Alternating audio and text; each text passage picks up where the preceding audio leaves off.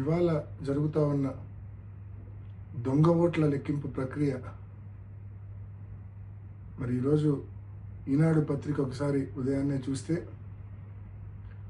వారు రాసిన titles sub titles ఒకసారి చూస్తే ఉత్కంఠకు పడనున్న తెర అంట, నువ్వా నేనా అంట. లోకేష్ గారి స్టేట్మెంట్, ప్రజాస్వామ్యం నిలబడింది అంట. ఎవరిని నమ్మించడానికి ఈ మాదిరి రాతలు రాస్తా ఉన్నారు? అసలు ఓటింగ్ జరిగింటే కదా అక్కడ మీరు ఈ మాదిరి రాతలు రాయాల్సింది. జరిగిందే దొంగ ఓటింగు, దానికి మళ్ళా ఉత్కంఠ, దానికి మళ్ళా నువ్వా నేనా, దానికి మళ్ళా ప్రజాస్వామ్యం నిలబడింది అంటే నీ ఉద్దేశము దొంగ ఓటింగ్ జరిగిందన్న విషయం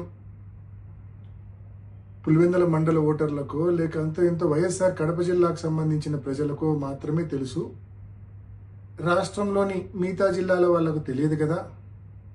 మన ఎల్లో మీడియాను అడ్డం పెట్టుకొని రాష్ట్రమంతా ఏదో నిజంగానే ఓటింగ్ జరిగింది, ఆ ఓటింగ్లో తెలుగుదేశం పార్టీ గెలిచింది అని చెప్పి మభ్యపెట్టచ్చు అని చెప్పి ఈ మాదిరి రాతలు రాయడము ఎంత అనైతికం అని చెప్పి నేను తెలియజేస్తా ఉన్నాను. ఇది అనైతికం కాదా? అనైతికల్ కాదా? ఇది దొంగ ఓటింగ్ జరిగిందన్న విషయం మొత్తం స్పష్టంగా అందరికీ అర్థమైంది.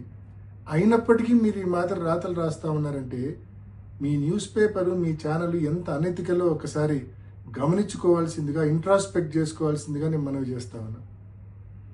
నిజమైన పోటీ జరిగి ఒక 5 ఓట్లతో తెలుగుదేశం పార్టీ గెలిచినా కూడా వారికి ఎనలేని తృప్తి సంతోషం ఉండేది, మాకు ఎనలేని బాధ ఉండేది నిజమైన పోటీ జరిగింటే.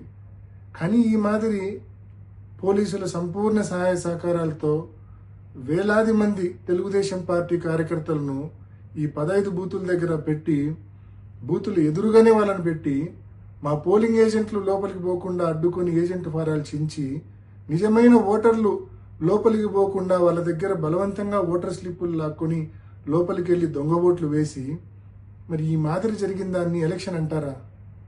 దీన్ని ఎలక్షన్ అంటారా లేకుంటే ఇంకేమైనా అంటారా?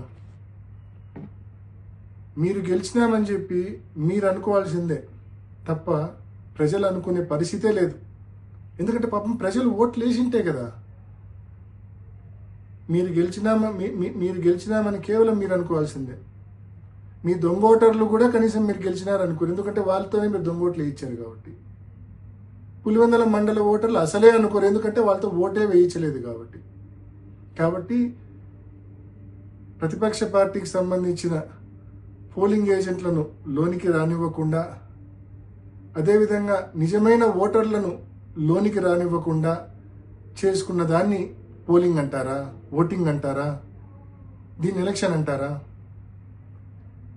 సో దీన్ని ఎలక్షన్ అంటారా లేదా అనే విషయాన్ని నేను మీ విజ్ఞతకే వదిలేస్తా ఉన్నా. నిజంగా ఇది అనైతికమైన ఎలక్షను. నిజంగా ఇది ఒక ఫార్స్, అబ్సల్యూట్ ఫార్స్ ఇది ఈ ఎలక్షన్ అనేది. సో నేను వైసీపీ కార్యకర్తలందరినీ నేను మనవి చేస్తా ఉన్నా, ఎవ్వరూ నిరుత్సాహపడాల్సిన అవసరం లేదు, ఎవ్వరూ బాధపడాల్సిన అవసరం లేదు. వీరికి గుణపాఠం చెప్పే టైం మనకు కూడా వస్తుంది. కానీ ఆ రోజు మనం ఈ మాదిరి దొంగ ఓట్లతో కాదు, మనం ఎప్పుడూ చేసే మాదిరి నిజమైన ఓటింగ్తోనే నిజమైన ఓటర్తో ఓటు వేయించి వీళ్ళకు గుణపాఠం చెప్దాము. తప్పకుండా ఆ రోజులు దగ్గరలోనే ఉన్నాయి. ఎవ్వరు నిరుత్సాహపడద్దండి, ఎవ్వరూ బాధపడద్దండి.